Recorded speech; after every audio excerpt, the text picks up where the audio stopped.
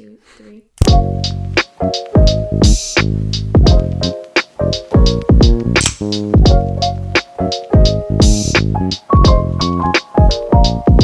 Welcome back to Weeknight Slumber Party. We record these at different times since I'm on the East Coast. Jay's on the West Coast. It's 11 p.m. here for me. It's only 8 p.m. for me. But this is our job.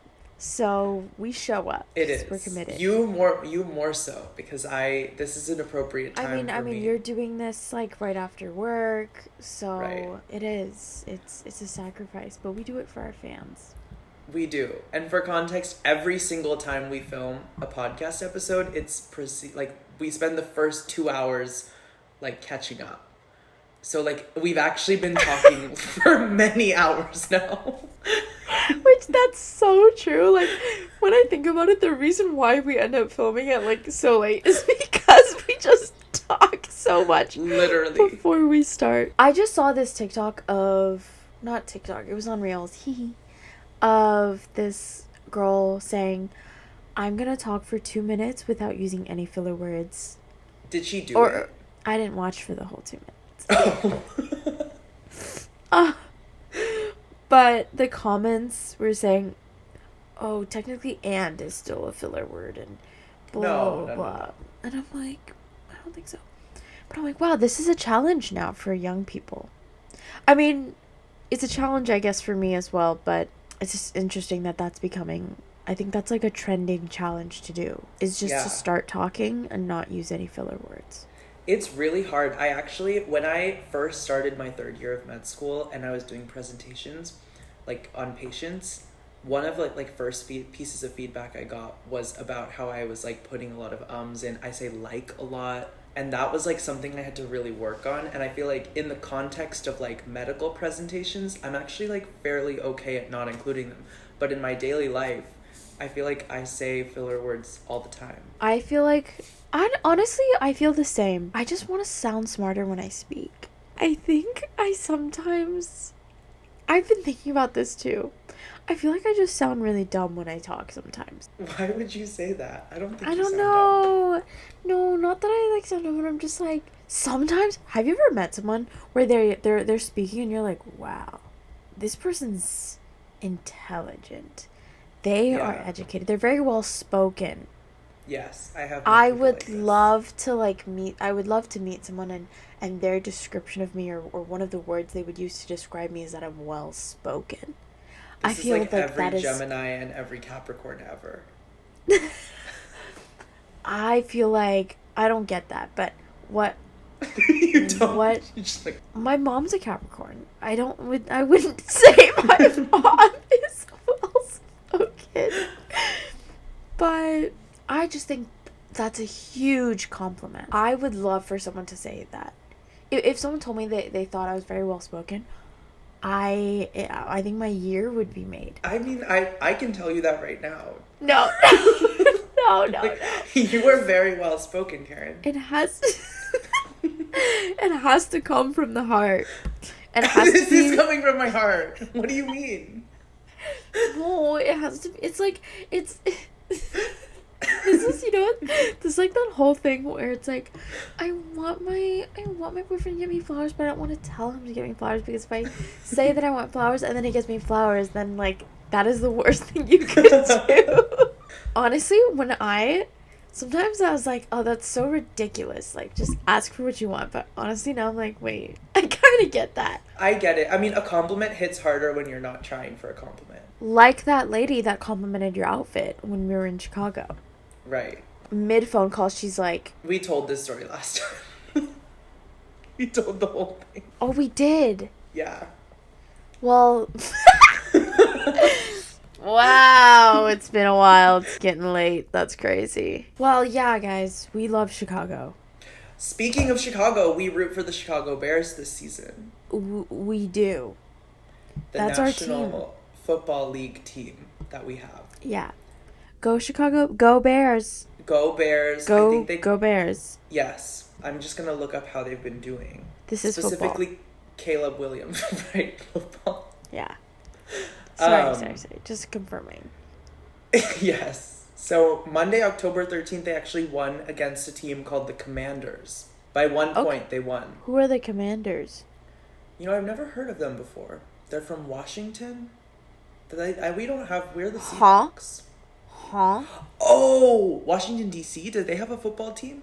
Oh, okay. I think that must be what it is. Never heard them in my life. And then they won against the Saints last Sunday too. And that was they won by 12 points. Saints are I've heard them. I've heard of them. New Orleans. Let me just check, like, how is Caleb Williams doing also? That's our boy. It's mixed. His team is winning, so, like, the Bears are winning. But there's questions about his individual consistency, accuracy, and decision-making, particularly under pressure. He's really young, though. Right. Isn't he 20? I think he's 23. And you know what? Like, as long as the Chicago Bears are winning, I think it's okay. Yeah, that's all we need. And just saying, yeah, they've been winning, and we're rooting for them. Right. There might be a connection there. I think so. I think just so. saying. Someday we're going to go to a Bears game. Sure. Yeah. We'll go to a Bears game. We're going. A Bears football game. Because we love football and we love the Chicago Bears. We are obviously really well informed. Yeah. So we learn something new every time. But you've been on, like, a little adventure of your own for a little while. And, like, so basically, just for context, for anyone that doesn't follow Karen, she posted this Instagram story, and it was, like, this giant, like, the biggest pot that you can possibly imagine, okay? Just, like, full of tomato soup. And she's just like, we're making tomato soup. It's this big pot. Like, nobody, like, knows, like, who she's with or, like, where the pot is or, like, where she is in the country. All we know is that, like, Karen Yang is, like, cooking a giant pot of soup. Okay, the next day, she posts a picture of the most ridiculous number of tomatoes you've ever seen in your whole life. It's just, like, tomatoes everywhere. Again, no one knows where she is, where these tomatoes are coming from. You can try to respond to her story, but she still hasn't seen it to this day. And then the next day... like, or maybe the couple days later, okay, she posts and says, I'm so sorry, all the tomatoes are canned. Okay, she posts a picture of all these cans of tomatoes, like a ridiculous number of cans, all full of tomatoes. And she's just like, they're all canned, like, we like did it, we're just like really great. No one knows who she's with, where she is, where these tomatoes came from, or why she's canning them. That's how I be moving. Right. In silence. So, yes. But also not silent. Like, not just, in like, silence just because like, I posted it. Because you posted all of it with no context. So now I'm like, I think you need to explain, like, what happened. I just like to be mysterious like that. But there is a context, there is a story for this. There's an explanation, and y'all are getting the exclusive. I'm ready for it. We've all been waiting. The exclusive explanation, because I did indeed receive lots of people going, "What are you doing?" Pretty much, one of my friends she has this yearly tradition that has been passed down from grandparents, great-grandparents, of, like, every year we're gonna make a giant batch of something and can it, put it in the mason jars, seal it, can it, in terms of, like, doing the whole boiling, sterilization, all that process to, like, keep for throughout the year. Her grandparents didn't make tomato soup, but I think her parents did, and then she wanted to continue that tradition. Okay. She has done it for a few years now. This year, I was part of the crew to help with this preparation. Now, this involved 400 pounds of produce, okay? I think we had over 200 pounds of tomatoes. And she ordered them all from a local farm. And so all the produce was beautiful. We had some beautiful, like, giant, funky looking tomatoes. Perfect for the soup. But it was a whole weekend long process. It was me and a few others. Night one consisted of chopping up all of the veggies.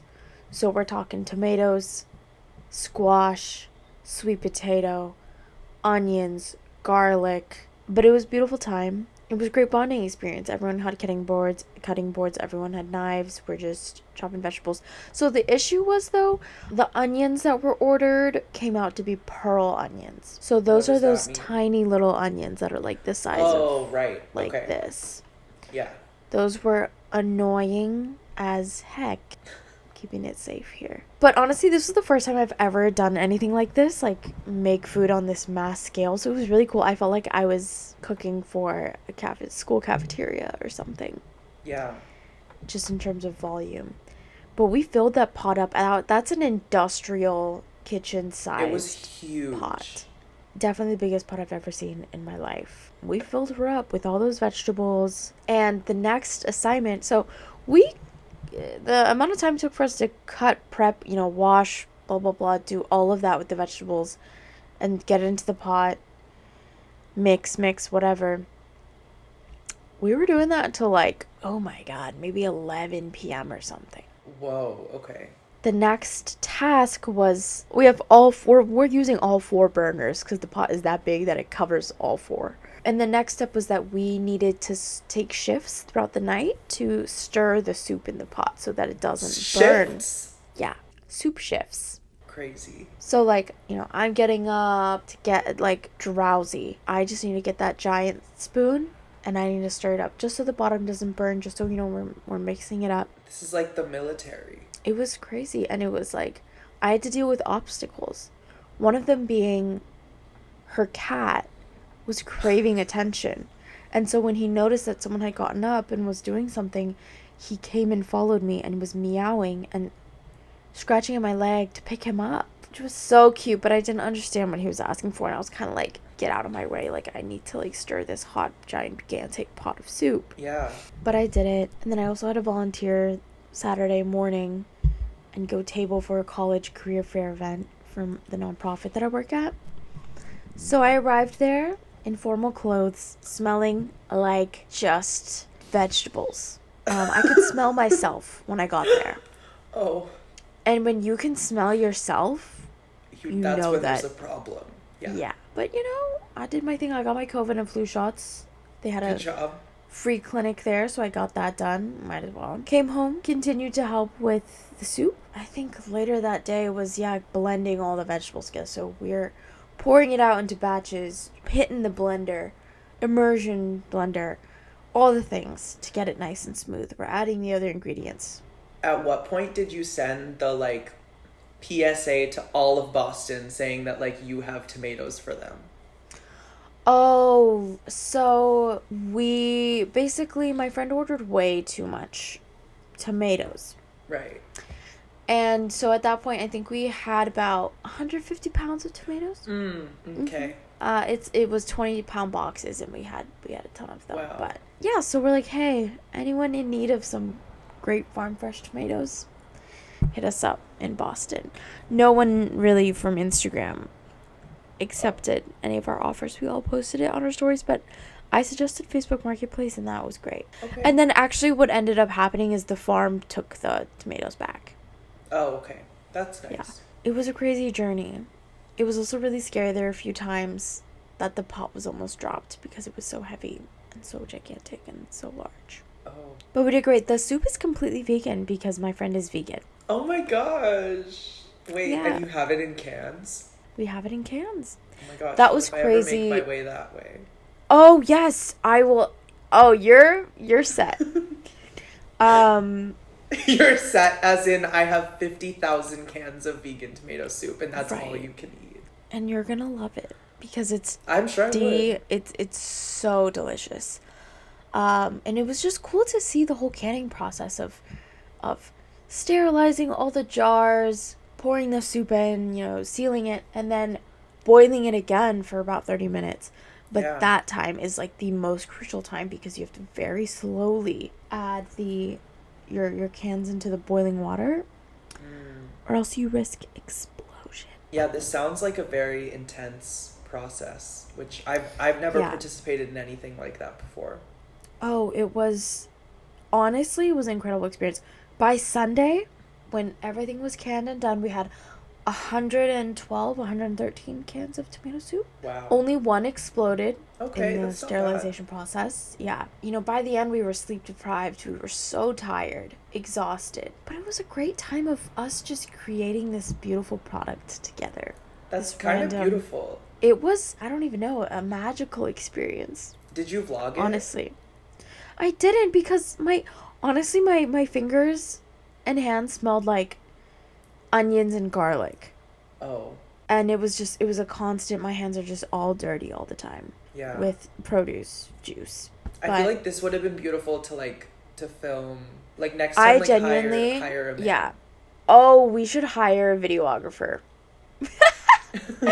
because it was incredible. It There's a was a great story experience. here. It's Yeah. beautiful. I love that I did it with no context, and I love that people ask questions that most of them I didn't reply. No. I'm just bad at replying. Yeah, yeah, me on Instagram is We know just this. Yeah. My concern was like, did she like join a farm cult?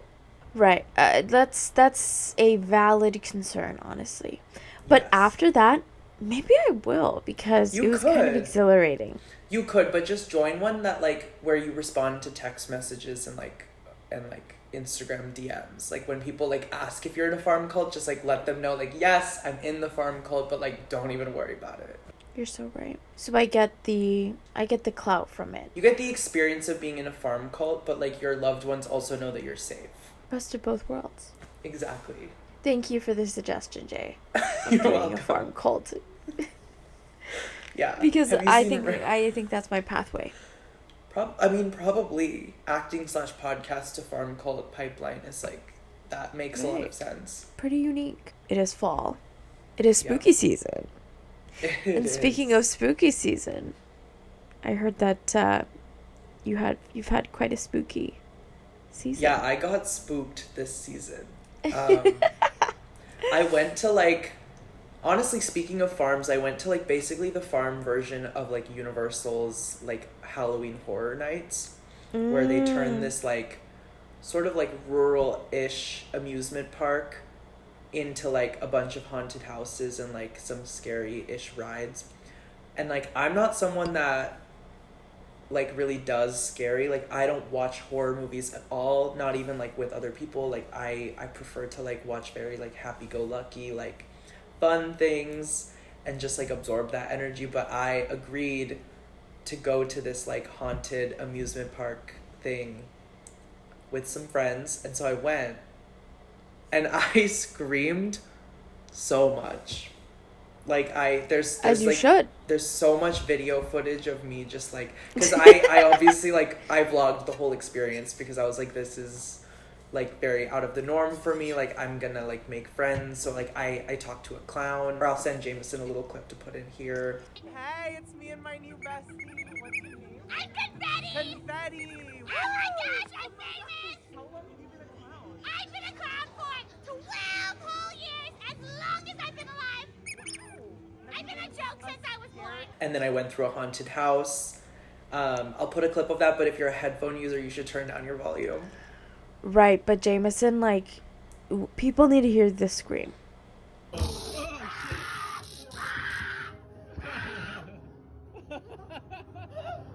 Yeah. Yeah, so there it was. But yeah, basically, It's perfect horror movie. It's a It's- perfect horror movie scream. genuinely watching it back, I'm like, someone should cast me in a horror movie. Like Yeah. I'm ready. I'm ready for it. Clearly, I don't know where that scream came from. I feel like my scream has evolved over time. Like as a prepubescent child, I was like very much trying to match like what the crowd of a Justin Bieber concert would sound like. And so my scream was like very much on that level, and I think it's just evolved to the point of like whatever you just heard. Yeah, it was really fun. I love talking to the actors. Like even when we go to like when we met the Mariners Moose, or like when we go to Disneyland and meet characters, like I love talking to them and just like saying fun stuff to them. Oh my gosh. You know what? One of my favorite times when we were together when this happened, when I talked to like a character at an amusement park, is when it was the day we were at Disneyland. And this was the day after we had met Joshua Bassett in Disneyland. Right. And so we went to meet Mickey Mouse because we were like in the main Disneyland park, okay? And I was wearing this button that said like, I'm celebrating meeting Joshua Bassett, okay? We walk in, it's Karen and our other friend Viv and myself, and like we're walking in and like meeting Mickey, And then Mickey points at, I think, your button, right? Because you had like a self-care button or something on, like you're celebrating self-care. And he points at your button and he's like, oh my gosh, you're celebrating. Like, that's great, like in his little Mickey way. And then I'm like, Mickey, no, like I'm celebrating too. Like, look at mine. Oh my God, yeah. And then I was like, Mickey, like I met Joshua Bassett yesterday, like in Disneyland. And he was like, he did this, he went like a full surprise thing, put his like hand, like the gloved hand, like over his mouth and spun around in a circle. That was so cute. I remember that. He was so excited. It was for all so of adorable. us. And then I think we were laughing because you were like, he knows who Joshua Bassett is. Right. Yeah. No, I was like, Mickey is one of the girls. But yeah, other than that, like not much has happened in my life. I just like, you know, work and go to spin. Sometimes go to haunted Spin. places. Spin, yeah. Do you like, are you still in the back row? Are you upgraded to the front row? Like, what's the I'm deal? like a second row person. Whoa. I could go to the first row, like, if I wanted to, because you can pick your spot on there. I could pick first row. I just, like, have not really felt like I needed to do that. I think I'm really comfortable, like, second row in the middle.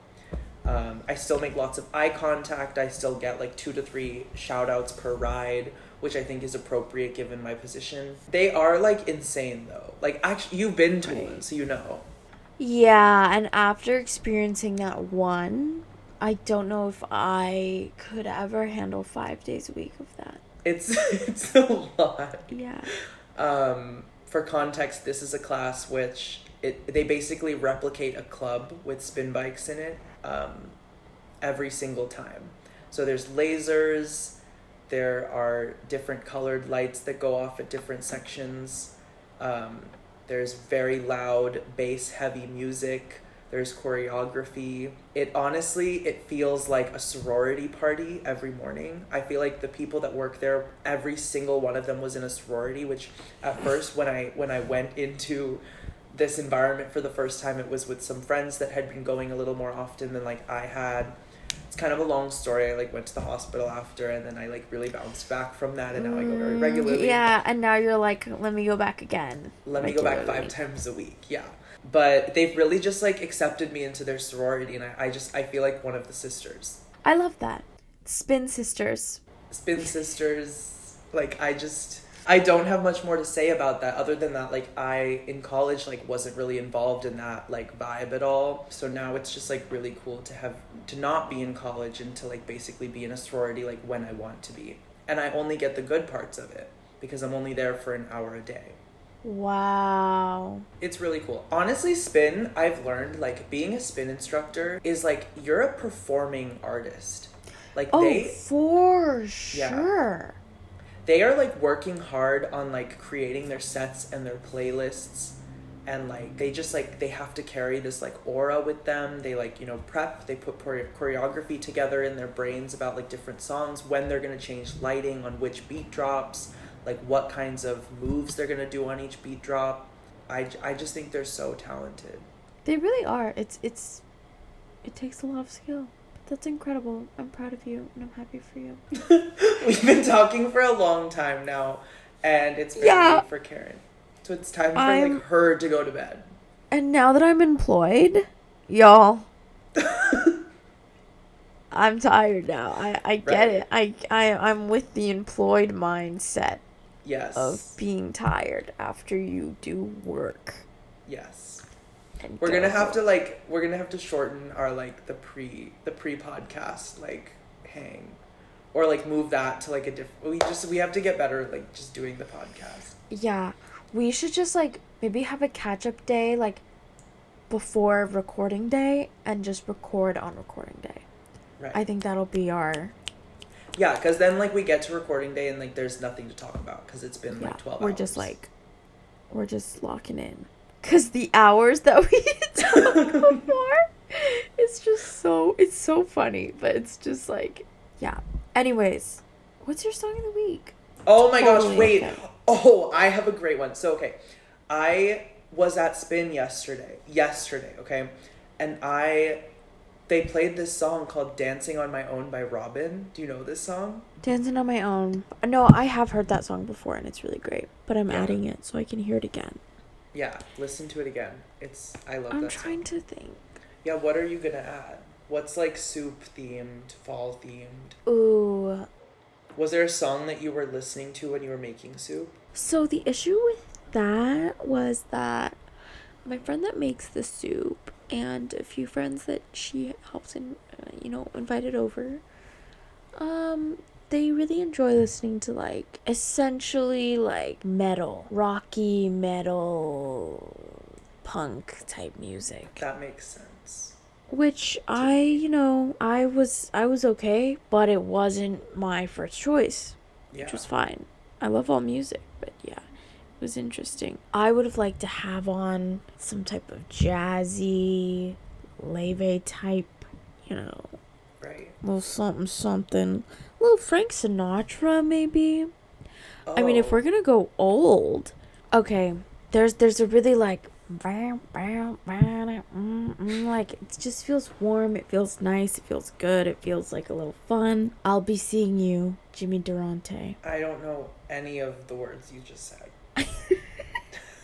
Frank, also, I think they did a duet. I have actually the vinyl of them. Like they did a whole, found it at the record store, but they have a whole duet of like them doing different songs. But Oh. I really like "I'll Be Seeing You" by Jimmy Durante. It's very like, I'll be seeing you. It's really good. Okay. Listen to it. It's a vibe. I will. And like it's a great like tomato soup stewing vibing vibe. Okay. I need to go to sleep. Right. You need to go to bed. I don't even know like what the logic you're using is, but I'll listen to the song. Listen to the song and drink some tomato soup and spin. All at once. Yeah. That would be crazy. Well, I think the weeknight is over. We will be back someday. We will. Thank you to our 3 fans. Shout out of the week. Ava! Shout out Ava. Thank you so much for subscribing to our YouTube channel. Yes. We love you. We love you, Ava. Yay! Okay. Well, that was the best we could do. Love.